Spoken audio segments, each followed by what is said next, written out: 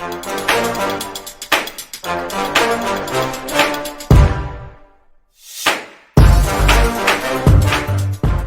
everybody, back again, and today we're going to be taking this old piece of leaf spring. We're going to be making a rivet header. I wouldn't blame you for not knowing what a rivet header is if you're not a blacksmith. A rivet header is a flat tool that sits over either the hardy or princhel hole while using it. Usually it has a handle on it, and it is designed for putting a head on one side of a rivet. So that way you have a pre-made rivet for when you're riveting pieces of steel together, tongs, things like that. Up until this point, I've been doing all of my rivets without a rivet header, and it is much harder to get a clean, smooth rivet. The first thing we're going to do is go ahead and cut a section off of this around the corners, make a nice little round puck out of this critter here that we can then wrap a handle around once we punch the hole.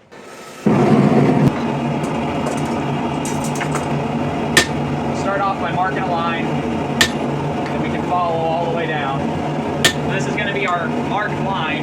We're going to cut off this chunk right here from this line down, and this is going to be the piece we use for our tool. As far as cutting this off goes, it's literally as simple as heat it, put your hot cut in the mark, chop it.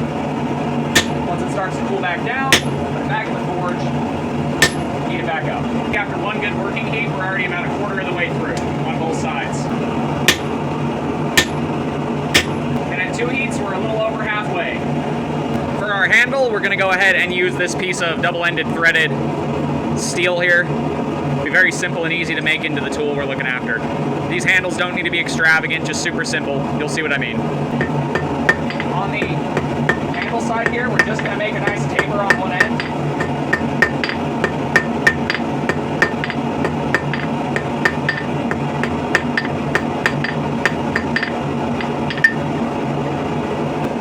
Go on one of our corners that we created on that taper and flatten it a little bit.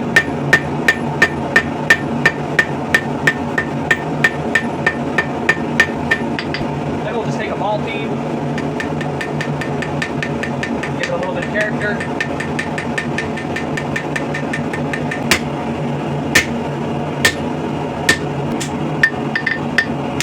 Because you don't want hot steel flying off. You just want it to shear nice and smooth.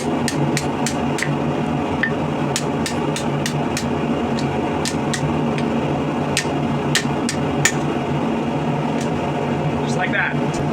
Just keep adding some more character to the leaf.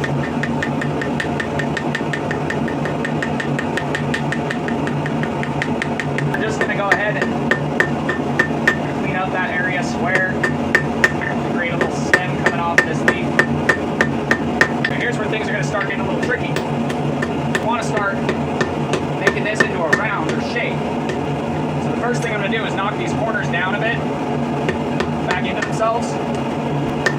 And this is going to take a few heats. But we're eventually going to round this puck up a little bit more. Then we'll punch a hole in the center.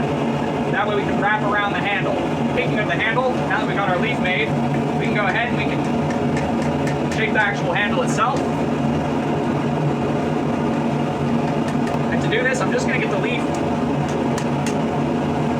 wrapped around itself.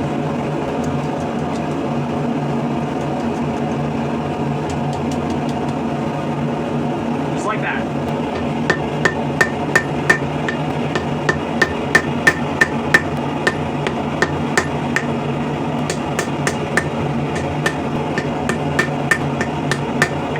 To make this a little more comfortable, I'm going to offset this just a little bit.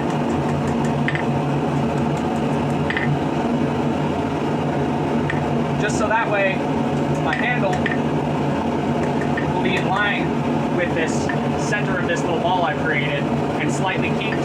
So that way when I go to hold it, it has a nice place to grab and put my finger and thumb on comfortably.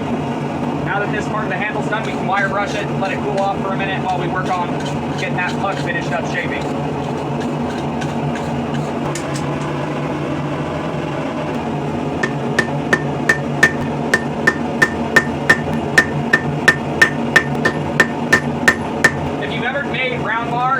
Out of square bar, you'll know that you start by making a hexagon, then you can round it into a circle from there.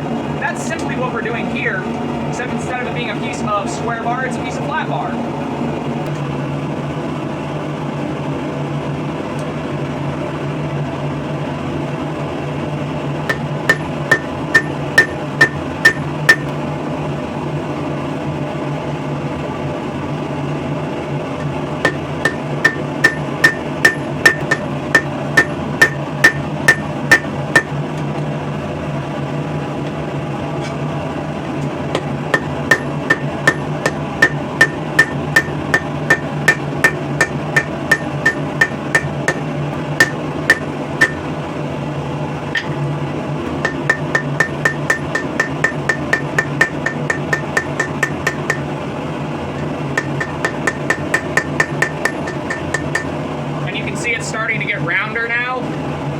that's kind of what we're going for.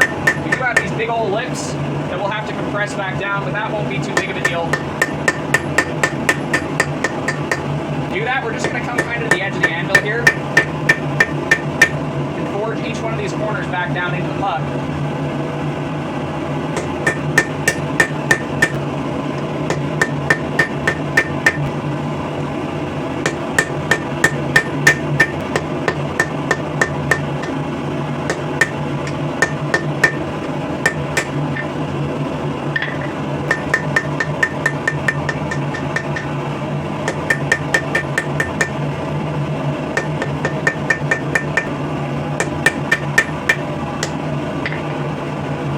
This part of the process is going to be a lot of back and forth between pinching these corners down and back into the bar and rounding it back up, because every time I flatten these corners, it's going to push that cheek out a little bit. So I'm going to have to come back over and reface this side so it all stays relatively round while I work that back into itself. But as you can see, we're coming along closer and closer to a circle, bit by bit.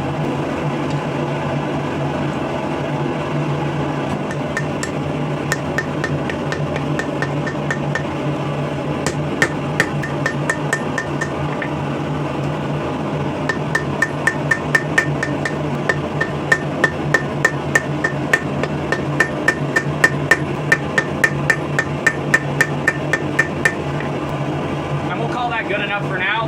I don't need it to be perfectly flat, and I actually kind of want it to have this thicker on the edges kind of taper where it's sunk down a little in the center. So we'll move on to the next step now, which is going to be punching the hole and getting that hole and taper set correctly. So this is going to be probably the trickiest part of the whole build. Then once we've got that hole center punched and shaped and tapered, I can go ahead and I can make a notch running all the way around and start fitting the handle to this piece. We're going to go as center as possible on this. Just start punching our way through. And keep punching that hole until we get all the way through. And I know some of you are going to ask, what size should I make the hole? That is personal preference depending upon what size you want your rivets to be. As long as you have enough width to get your shank through there, you can make all kinds of rivet-sized heads. However, the shank will always be limited by the size of that hole you create. So if you're trying for thinner shank rivets or thicker shank rivets, you're going to want this hole a little thinner or a little thicker. Make sure you pull your punch after every few blows.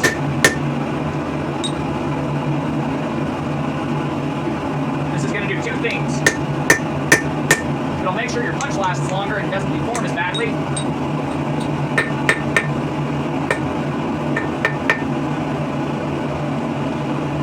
And the water vapor on the punch, or oil, depending on what you use to cool it,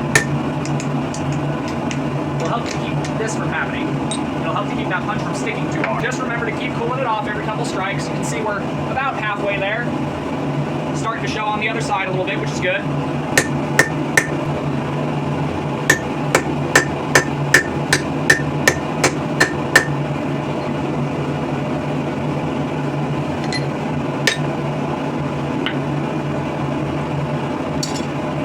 Now that we got our hole punched, we're going to go ahead and heat it back up, and we're going to countersink the head with the center punch to broaden that up and create a basin at the top so the shank can go through and it'll hold the shank and we'll have a nice little depression to start shaping the head. So all we're really doing here is just deforming the top bit. And this doesn't have to go very far down into the tool to do its job.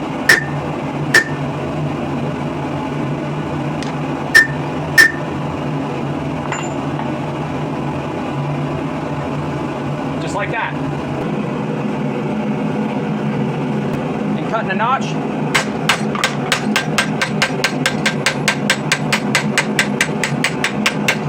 All the way around this outer edge.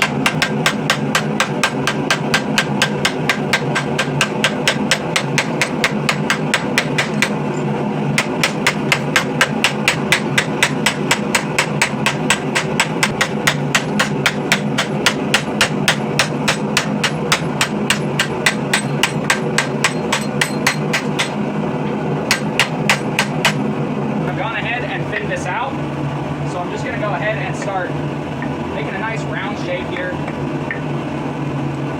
fit this into.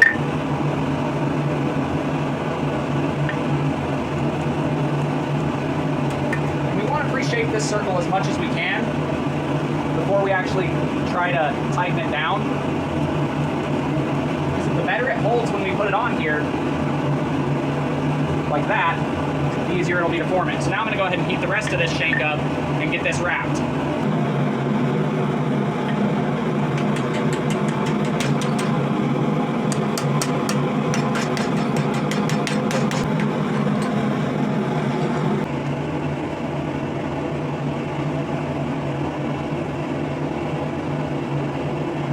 Now that we've finished that up, I'm just going to go ahead and send this punch back through just to clean up any inconsistencies we might have in our hole here. And now that I've cleaned up that hole, I'm just going to tighten things up just a little bit more.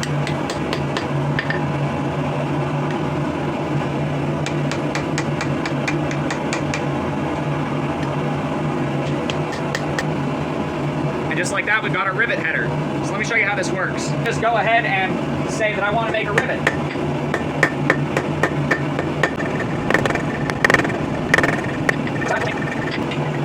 We'll just make sure that that fits.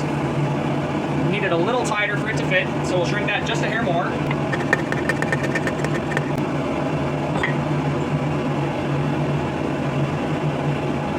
Okay, so it fits. Now what we're going to do is we'll go ahead and cut off a section of this bar a little bit above where we want this rivet to have its head. And we want the head on this rivet to be a little meaty, so we'll leave a little over a quarter.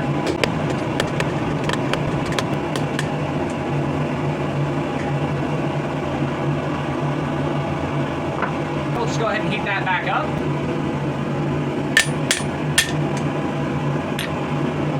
So over the Pritchel hole, we'll get our rivet down in there, and then we'll just go ahead and create the rivet head. Slide that back down in there.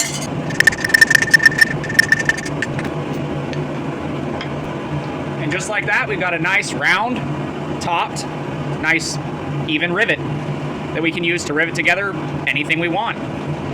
We can trim it down if that's a little long for our purposes, but we've got a nice solid rivet with a pre-made head, which will make assembling things a lot easier and cleaner in the future. So if you've been looking into making rivets and smithing, and you're having trouble making nice clean rivets, make yourself one of these little rivet headers. I used leaf spring for that head, left it annealed so it's soft. That way it can take a beating without breaking or cracking. That is how you make a simple little rivet heading tool. This thing will serve me really well in the long run. This handle's really simple because you don't really need a lot to hold on to it. You're just there to stabilize it, keep it from flying around all over the place.